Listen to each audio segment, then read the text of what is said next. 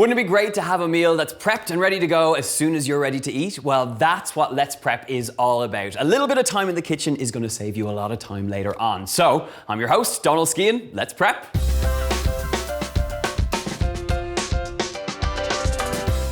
Today we are going to make 4 delicious dinners that are perfect for prepping. You can have them ready to rock in your fridge as soon as you need a midweek dinner fix. So I've got the majority of my ingredients laid out. I think it's time to get prepping.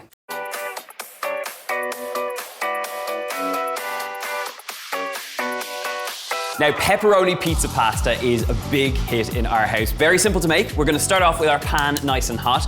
And to this, we're gonna fry off our Kroger sliced pepperoni. These are pre-sliced pepperoni pizzas, so you can get them straight to the pan without any fuss on the chopping board. So to the pan, a little drop of Simple Truth olive oil.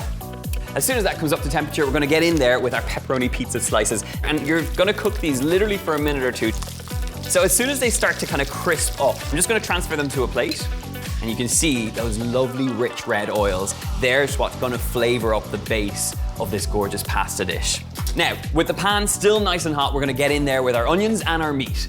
So I've just finely chopped up some onion, straight into the pan, give that a good seasoning of some salt and black pepper. I always like to season the onions as soon as they go into the pan. Not only because you're building the flavor, but you're also gonna draw out some of the moisture of the onions and get really lovely flavor from them. So let that soften out. We're gonna bring the temperature up and we're gonna get in there with some garlic. I'm only adding the garlic in at this point because I don't want it to burn. You just want to infuse this with all that rich garlicky flavor. Now, to ump up that American-Italian flavor, we've got a little bit of oregano going in here. Once that goes in, we're gonna get straight in there with our ground pork.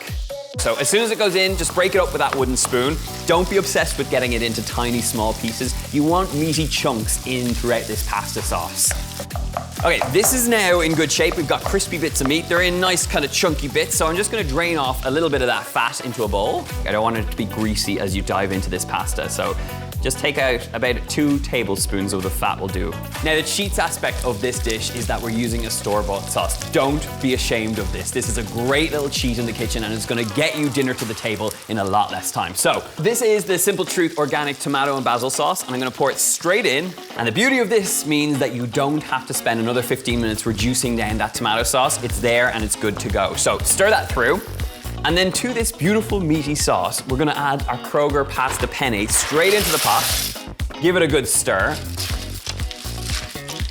Looks a bit wild, but stick with me. Once you have that dried pasta in there and you've got it nicely coated in the sauce, I'm gonna grab about 4 cups of water and you're gonna add that straight to the pan and essentially cook the pasta out risotto style.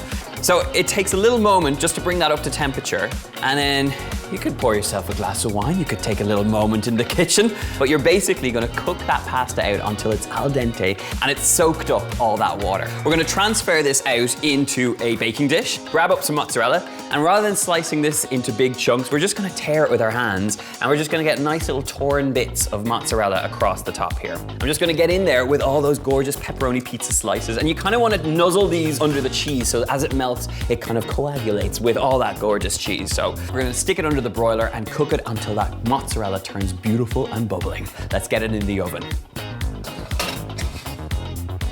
Right, pasta bake has had a minute or 2 under the broiler, and we should be left with, yes, we do, gorgeous crispy pepperoni and melted cheese. Take a look at that, which I can't help but to try. I mean, this is what it's about, and let's give it the taste test. Oh. I really think when you're serving something like this, it works really well if you have a nice crisp green salad on the side with a sharp dressing. It just rounds out your meal. Now it's time to prep a family favorite of mine, Angie's Irish stew.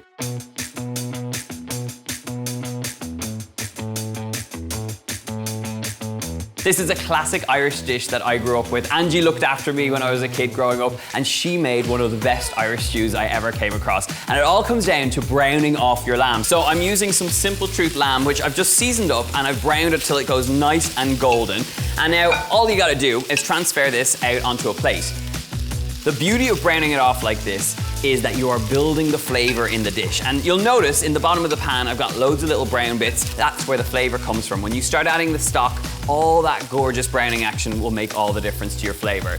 Okay, we've got meat beautifully browned off. We've got a pan that has all those brown bits in the bottom of it. So let's get in there with some onions, some celery, and some carrots to build a flavor here.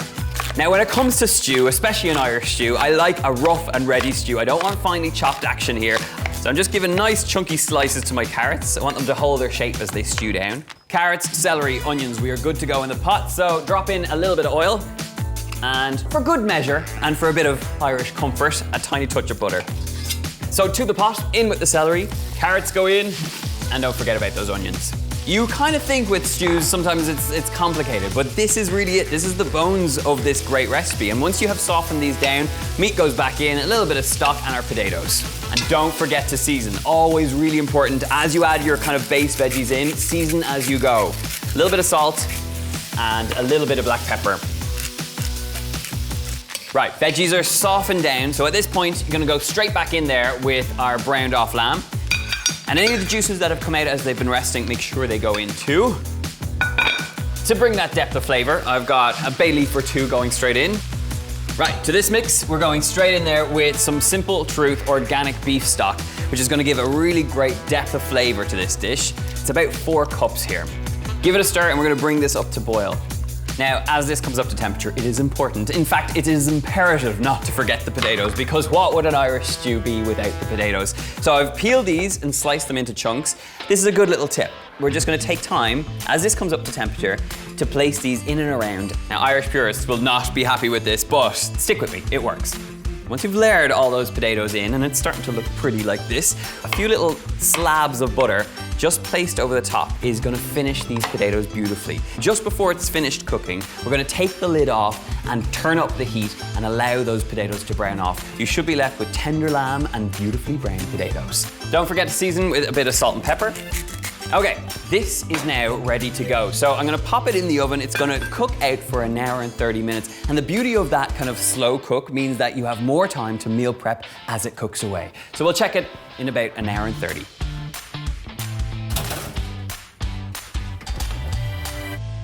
I'm feeling pretty good right now. The stew is cooking away. We've got some meals ready to rock. So now it's time for these one-pan Asian meatballs, which are very simple to make and are jam-packed full of flavor.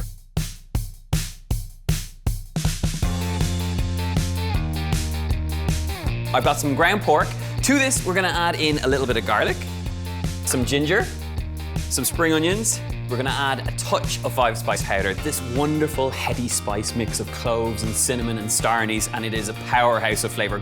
To this, some white pepper. A good teaspoon or so of that is gonna go in there. We're gonna add a little bit of the Kroger light soy sauce, is some of the Kroger brand pure sesame oil. That little hint of sesame oil is gonna go a long way to adding some great nutty flavor. And even as I'm mixing this, the smell is wonderful. All that 5-spice action and that dark depth of saltiness you're gonna get from that soy sauce. About the size of a golf ball is what you're looking for. Okay, we have meatballs formed and ready to rock. Pan is on nice high heat. To this, we're gonna add some of the Simple Truth olive oil. So all we're looking for here is a really nice even brown across each of these meatballs. A little trick here is that we're gonna be adding a sauce in here, which is gonna help create a bit of steam, which is gonna ensure that your meatballs are cooked all the way through. Now I'm using ground pork here, but you could use ground beef, you could use ground turkey, ground chicken. There's so many options. You could even use a completely meatless ground as well, so the options are endless. For our sauce, we're essentially reusing the flavors that are in the meatballs. To a bowl, we're gonna add in a little bit of soy sauce. This is the Kroger light soy sauce. We're gonna add some Kroger rice vinegar.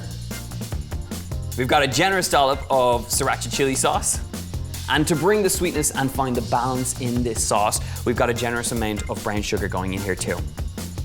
Season up with some white pepper, a little more garlic, and some ginger. I want some sesame oil in there as well. At this point now, this sauce is good to go. So we've whisked it up, get the heat back on your meatballs, and you wanna get this up to a really nice high temperature. We're gonna dump in that sauce. It's gonna continue to cook out our meatballs, and you wanna reduce it down until you get this gorgeous, sticky, unctuous coating all over these meatballs. We have lots of great things going in here, but I do wanna add a crunch factor. So we've got some sugar snap peas, we've got some bok choy, which I've chopped up, and then the last thing to prep is some spring onions. Straight into our meatballs. A little bit of green crunch. Do your best to kind of stir this through and just get them involved in that sauce. We're gonna allow these veggies to steam down, and the liquid in here is gonna help cook through the meatballs, reduce down those veggies, and you will have a one-pan meatball dish to be proud of. I'm gonna finish it off with some fresh cilantro over the top. A generous sprinkle of some toasted sesame seeds will go a long way here. And that is it. it's time to crack on with our very last dish.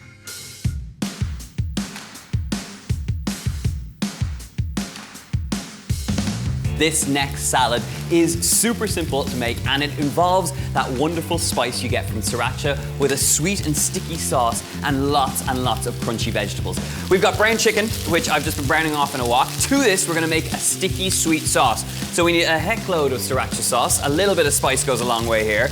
Pour that in alongside some lime juice.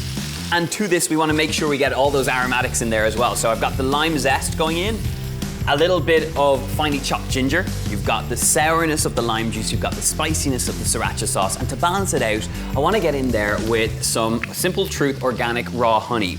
You wanna go big, especially for these sorts of flavorful sauces. To this, a little bit of saltiness coming in the form of some light soy sauce, and then just a hint of sesame oil is gonna go a long way in this dish. So about a teaspoon's amount going in here.